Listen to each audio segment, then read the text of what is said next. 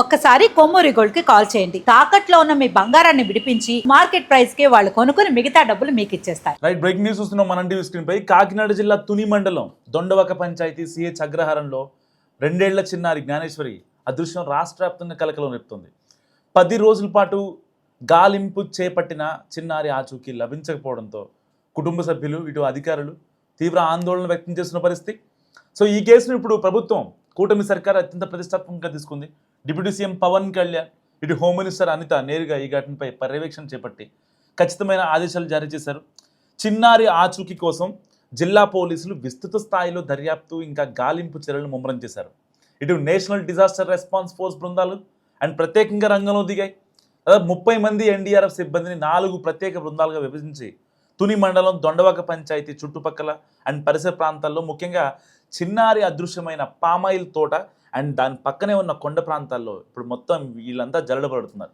And వీటితో పాటు 150 మందికి పైగా పోలీసులు 10 ప్రత్యేక బృందాలుగా ఏర్పడి సెర్చ్ ఆపరేషన్ కొనసాగిస్తున్నారు. ర్యాపిడ్ రెస్పాన్స్ రెస్క్యూ బృందం కూడా జ్ఞానేశ్వరి కోసం నిరంతరం గాలిస్తోంది. స్థానిక ప్రజల సహాయ సహకారాలతో పాటు చిన్నారికి సంబంధించిన సమాచారాన్ని వాట్సాప్ గ్రూపుల్లో విస్తృతంగా సర్క్యులేట్ చేస్తూ సమాచారం రాబట్టేందుకు అన్ని మార్గాలను అన్వేషిస్తున్నారు. డిప్యూటీ సీఎం పవన్ కళ్యాణ్ ఆదేశాలతో చిన్నారి ఆచూకీ కనుగొనేలా గాలింపు ముమ్మరంగా సాగుతోంది. హోంమంత్రి అనిత ఈ కేసు దర్యాప్తు తీరును ఎప్పటికప్పుడు సమీక్షిస్తున్నారు. సో కాకినాడ జిల్లా ఎస్పీతో మాట్లాడి ఎక్కడి దాకా వచ్చింది, ఎంతమంది ఎన్ని టీములుగా పనిచేస్తున్నారు, ఎన్ని రోజులుగా జరుగుతోంది, డే బై డే అప్డేట్ కూడా అనిత తెలుసుకుంటున్నారు. చిన్నారి ఆచూకీని అతి త్వరగా కనుగొనడానికి జిల్లా యంత్రాంగం సమన్వయంతో పనిచేయాలని కూడా ఇటు పవన్ కళ్యాణ్ అండ్ మంత్రి అనిత కూడా సూచించారు. ప్రభుత్వం ఏ విషయంలో అత్యంత అప్రమత్తంగా ఉందని కూడా ఆమె స్పష్టం చేశారు. ఈ కేసు దర్యాప్తులో కీలకమైన మలుపు తిరిగింది. చిన్నారి అదృశ్యమైనప్పుడు ఆమెతో పాటు ఉన్నప్పుడు పెంపుడు కుక్క అనూహ్యంగా మృతి చెందడం అనేక అనుమానాలకు దారితీస్తుంది. పాప అదృశ్యమైన 2 రోజుల తర్వాత ఇంటికి తిరిగి వచ్చిన ఈ కుక్క పోలీసులు అధికారులను చూసి భయపడి వెళ్ళిపోయింది.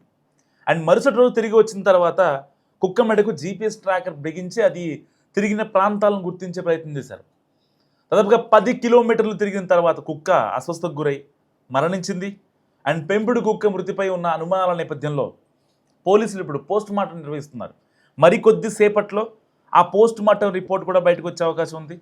ఇప్పటికే ఆ యొక్క శరీర భాగాల్లో ఒకవేళ ఎవరన్నా కావాలని మందు పెట్టి చంపారా, లేదంటే నిజంగానే ఆ కుక్క పానిక్ అయి చనిపోయిందా అనే ఒక నిజం కూడా తెలియాల్సి ఉంది.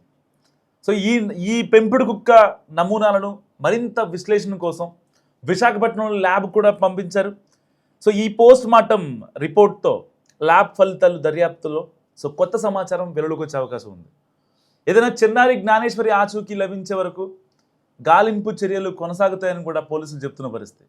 సో ఏదైనా బట్టి కొన్ని డాట్స్ కనెక్ట్ చేసుకునే మనం ప్రయత్నం చేద్దాం. ఇక్కడ చిన్నారి జాహ్నవి తప్పిపోయింది ఇంట్లో నుంచి. అండ్ దాని తర్వాత పోలీసులు వాళ్ళ నాన్న గణేష్ని విచారించారు.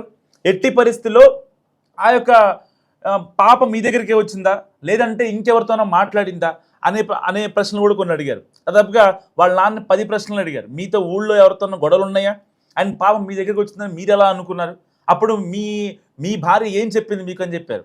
దాని తర్వాత పాప హెయిర్ అండ్ పెంపుడు కుక్క హెయిర్ కూడా అక్కడ ఫైండ్ అవుట్ చేశారు ఫారెన్సిక్ టీమ్. అండ్ దాని తర్వాత సరిగ్గా ఇది జరిగిన 2 రోజులకే ఆ కుక్క మళ్ళీ రావటం, మళ్ళీ వచ్చిన తర్వాత ఏదో చెప్పాలనుకోవటం, పాప వాళ్ళ అమ్మ చున్నీ కూడా లాగే ప్రయత్నం చేసింది ఆ యొక్క పెంపుడు కుక్క. అంటే దాన్ని ఒక గాబులో కట్టేసిన తర్వాత అది ఎక్కడికో మళ్ళీ వెళ్ళిపోద్దామని చెప్పి ఎప్పుడైతే పోలీసులకి ఇన్ఫర్మేషన్ వెళ్ళిన తర్వాత ఆ కుక్క ఇంటికి వచ్చిన తర్వాత దానికి జీపీఎస్ ట్రాకర్ పెడదాం అనుకున్నారు. ఎందుకంటే చిన్నారితోనే పాప ఉన్నది, సో చిన్నారితోనే కుక్క ఉన్నది అనేది వాస్తవం. సో వీళ్ళిద్దరూ కలిసే బయటకు వెళ్తారు. ఆ సీసీటీవీ ఫుటేజ్ కూడా మనకు వచ్చింది.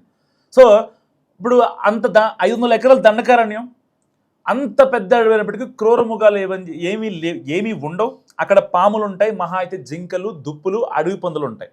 ఎందుకంటే అక్కడున్న అటవీ శాఖ అధికారులు ఎవరైతే ఉంటారో దాదాపుగా ఒక 25 ఏళ్ళు 40 ఏళ్ళు సర్వీస్ ఉన్న వాళ్ళు చెప్తున్న దాని ప్రకారం అక్కడ వన్యమృగాలు, అతి క్రూర మృగాలు ఎలాంటివి ఉండవు. జస్ట్ ఇది ఒక చిట్టడవి, చిన్న చిన్న పొదలు, పెద్ద పెద్ద చెట్లు, ఇవి తప్ప కింద లేకపోతే అంటే దుప్పులు ఇలాంటి శాకాహారులు పెరిగే వాతావరణం మాత్రమే ఉంటుంది, మహా అయితే పాములు ఉంటాయి. ఇక్కడ పులులు, సింహాలు ఇలాంటి వన్య మృగాలకి ఇదైతే ఒక ఆలాభం కాదని చెప్పి అక్కడ అటవీ శాఖ అధికారులు చెప్తున్నారు. ఇలాంటి నేపథ్యంలో అక్కడ పాప లోపలికి వెళ్ళిందా లేదంటే బయటకు వచ్చిందా అంటే సమ్ ఎక్స్టర్నల్ ఫోర్స్, మనం కొద్ది రోజులు బట్టి మాట్లాడుకుంటున్నాం, ఆ పాప కిడ్నాప్లో సమ్ ఎక్స్టర్నల్ ఫోర్స్ పనిచేసిందా, సో అందుకే మిస్సింగ్ అయిందా, ఇన్ని రోజులు బట్టి అందుకే తేలట్లేదా అనే అనుమానాలు కూడా వ్యక్తమవుతున్నాయి. ఇప్పుడు ఫైనల్గా దాదాపుగా 9 రోజుల పాటు రెస్క్యూ ఆపరేషన్ కొనసాగించినటువంటి పోలీసులు కావచ్చు, ఇటు ఎన్డీఆర్ఎఫ్ సిబ్బంది కావచ్చు, ఇటు మీడియా వాళ్ళు కావచ్చు, సో వీళ్ళంతా కూడా అక్కడికి వచ్చిన రాజకీయ నాయకులు కావచ్చు, అతీతంగా అంటే పార్టీలకు అతీతంగా చాలామంది అక్కడికి వచ్చారు, స్పాట్కి వచ్చారు. అండ్ ఊళ్ళో వాళ్ళు ప్రత్యేక పూజలు చేస్తున్నారు పాప కోసం, పాప సేఫ్గా తిరిగి రావాలని చెప్పి. సో ఇలాంటి నేపథ్యంలో ప్లాన్ ఏ రెస్క్యూ ఆపరేషన్ చేశారు, అయిపోయింది. అండ్ ప్లాన్ బి పాప కిడ్నాప్. సో పాప కిడ్నాప్ అనేది చాలా క్రిస్టల్ క్లియర్గా మనకి ఇక్కడ అర్థమవుతున్న విషయం. ఎందుకంటే పాప ఎప్పుడైతే మిస్ అయిందో దాని తర్వాత ఇక్కడ మనకి పర్టికులర్గా కుక్క చనిపోవడం. సో నార్మల్గా ఒక పెంపుడు కుక్క, అది కూడా ఒక నాటు కుక్క, ఏ పమేరియన్ క్రాసో లేకపోతే వేరే అనుకోండి, సరే దానికి సరిగా ఇమ్యూనిటీ లేదనుకోవచ్చు, ఆల్రెడీ అదొక హెల్దీ వాతావరణంలో నివసిస్తుంది. గత కొద్ది రోజులుగా అది ప్యానిక్ అయింది.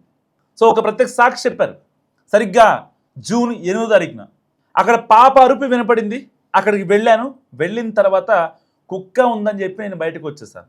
సో ఆ కుక్క పాప ఇద్దరూ కలిసి ఉండడం వాస్తవం కదా, ప్రత్యేక సాక్షి చెప్పిన దాని ప్రకారం.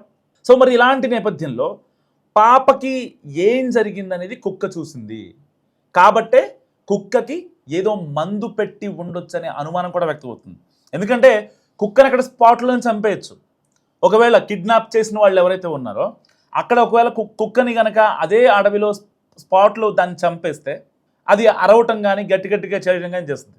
కానీ కుక్క తినే ఏదైతే ఆహార పదార్థాలు ఏవైతే ఉంటాయో దాంట్లో కనుక ఏదన్నా మందు పెట్టి ఉంటే, సో ఆబ్వియస్లీ ఆ కుక్క అటు ఇటు 2 రోజులు తిరుగుతుంది, అప్పుడు చనిపోద్ది, ఎవరికి అనుమానం రాదు. అదే ఒక స్పాట్లో ఒకవేళ రక్తపాతం జరిగినాక అది చచ్చిపోతే, సో ఈ కేసు మళ్ళీ టర్న్ అయ్యే అవకాశం ఉంటుంది. సో దాని గురించి కూడా ఆ కిడ్నాప్ చేసిన వాళ్ళు ఎవరైతే ఉండొచ్చు, ఇది ఒక బేసిక్ డాట్స్ కనెక్ట్ చేసిన ప్రయత్నం. సో మరి ఇలాంటి నేపథ్యంలో ఇప్పుడు పోలీసులు ప్లాన్ బి ప్రకారం వాళ్ళు ఏం చేస్తారంటే ఊళ్ళో 1400 కాల్స్ని వాళ్ళు మెర్చేశారు. దాదాపుగా 7 సెల్ టవర్ల రేడియస్లో 1400 కాల్స్ని మెర్చేశారు. దాంట్లో 7గురిని ఇప్పుడు పోలీసులు ఫైనల్ చేశారు. సో వాళ్ళు ఇప్పుడు విచారించే అవకాశం కూడా ఉంది.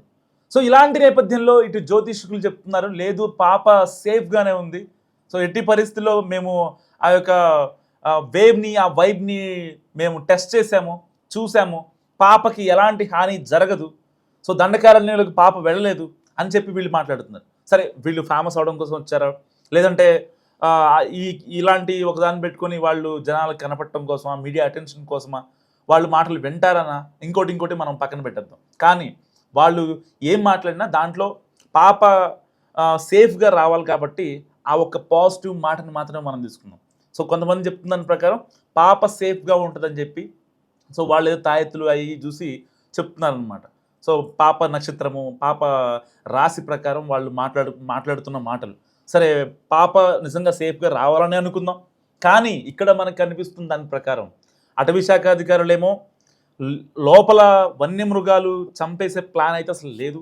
దాదాపుగా 30-40 ఏళ్ళుగా ఉంటున్నాం, ఇక్కడ ఎలాంటి కేసులు కూడా మేము చూడలేదు.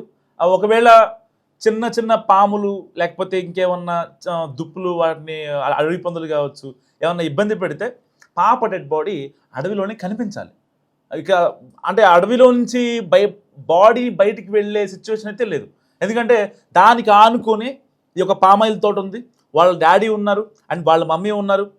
ఒకవేళ నిందితులు లోపల దండకారణ్యంలో తనని ఇబ్బంది పెట్టి ఏదో జరిగి ఆ పాపని బయట తీసుకురావాలన్నా సరే వాళ్ళ టాస్క్ కంప్లీట్ కాబట్టి చెప్పేస్తారు, ఇక్కడ చెప్పలేదు. సో ఒకవేళ వాళ్ళ మీద అనుమానం వచ్చిందనా లేకపోతే ఇంకోటి పక్కన పెడదాం. కాబట్టి అంటే ఎంటైర్ ఎపిసోడ్లో అడవిలో పాపకి ఏం జరగలేదు, అంటే బయట ఎక్స్టర్నల్ ఫోర్స్ యాడ్ అయ్యి ఆ అమ్మాయి మీద రుద్దే ప్రయత్నం చేశారు. సో దానికి కప్పిపుచ్చుకునేందుకు కుక్కని కూడా చంపారా అనే కోణంలో ఇప్పుడు పోలీసులు అనుమానిస్తున్నారు. ఇంకా అంటే ఇన్ని డాట్స్ కనెక్ట్ చేసుకుంటున్నా అంటే పోలీసులు కూడా దానికంటే ఒక నెక్స్ట్ లెవెల్లోనే డాట్స్ కనెక్ట్ చేసుకుంటారు. కానీ ఇంకా రెస్క్యూ ఆపరేషన్ అయితే ఇటు deputy CM Pawan Kalyan and హోంమంత్రి అనిత ఆదేశాలతో ఇంకా రెస్క్యూ ఆపరేషన్ కొనసాగుతుంది. ఏది ఏమైనప్పటికీ చాలామంది అంటే నిపుణుల అభిప్రాయాల ప్రకారం వాస్తవానికి ఇలాంటి కేసుల్లో చాలా చోట్ల చాలామంది అడవుల్లో మిస్ అవ్వడం, ఇలాంటి వాటిలలో దాదాపుగా 99% కిడ్నాప్లు ఇవన్నీ. లోపలికి వెళ్ళిన తర్వాత ఆ అడవి పక్కనే కాబట్టి, కూతబేటు దూరంలో ఉంది కాబట్టి లోపలికి వెళ్ళి వన్యమృగాలు ఏదో చేస్తుంటాయి అని చెప్పి చాలామంది మాట్లాడుకుంటూ ఉంటారు. లేకపోతే కొండ చెరువు మింగేసి ఉండొచ్చు, ఇంకోటి అని చెప్పి చాలామంది మాట్లాడుకుంటున్నారు. వాస్తవానికి ఏదైతే తన తల్లి చెప్పిందో ఈ కేసుకు సంబంధించి తన తల్లి ఒక కీలకమైన స్టేట్మెంట్ని పోలీసులు చెప్పింది.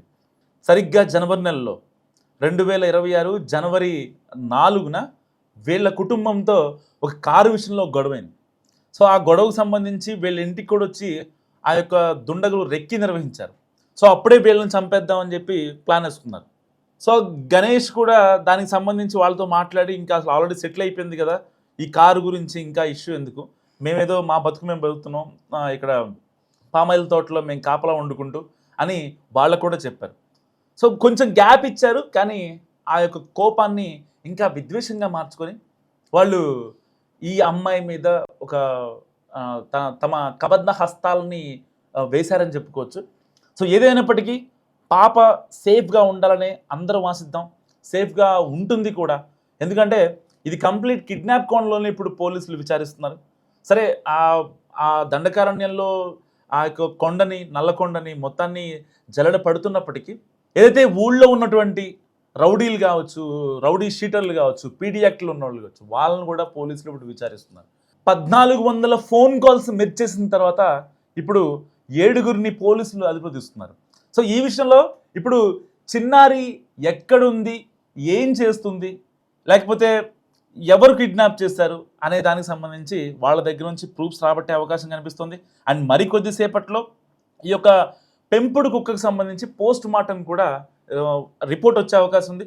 అండ్ దాంట్లో గనక ఒకవేళ అదేమన్నా మందు తినే, లేకపోతే ఏదైనా మరుగుడు మందులు అదేదో అంటారు కదా, సో అవి తినే చనిపోయిందంటే మాత్రం ఇది పక్కా ఒక ప్రీ ప్లాన్డ్ కిడ్నాప్ అని చెప్పొచ్చు. సో మరి పాప గురించి మీరేమనుకుంటున్నారు? మస్ట్గా కామెంట్ చేయండి.